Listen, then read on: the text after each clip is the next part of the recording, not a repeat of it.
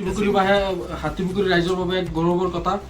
এই হাতীপুখুৰী আঞ্চলিক কামচুৰ পৰা প্ৰতিনিধিত্ব কৰি নগাঁও জিলাত প্ৰতিনিধিত্ব কৰিছে। তাৰ পিছত এতিয়া কেন্দ্ৰীয় সমিতিত প্ৰচাৰ সম্পাদকৰ নিচিনা এটা গধুৰ দায়িত্বত আমাৰ হাতীপুখুৰী অঞ্চলৰ পৰা গৈ তেখেতে স্থান পাইছে।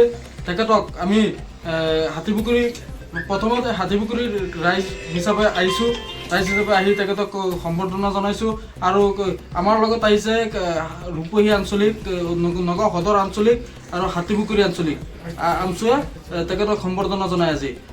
এই সম্বৰ্ধনাত তেখেতৰ পৰা আমি এটাই আশা কৰিছোঁ, তেখেতে যিহেতু কেন্দ্ৰীয় সমিতিত গৈ এটা প্ৰচাৰ সম্পাদকৰ নিচিনা এটা গধুৰ দায়িত্বত আছে, আমি আশা কৰিছোঁ তেখেতে অনাগত দিনত আমাক আমচুৰ সাংগঠনিক দিশত তেখেতে আৰু পৰামৰ্শ আগবঢ়াই আমাক আৰু অধিক সংগঠনটো এই হাতীপুখুৰী অঞ্চলত শক্তিশালী কৰিব বুলি আমি আশাবাদী। আজি আমাক হাতীপুখুৰী আঞ্চলিক আমচু, ৰূপহী আঞ্চলিক আমচু, নগাঁও সদৰ আঞ্চলিকৰ পৰা আৰু হাতীপুখুৰী কেইজনমান ব্যক্তিয়ে মোৰ ঘৰত আহি মোক সম্বৰ্ধনা জনায়।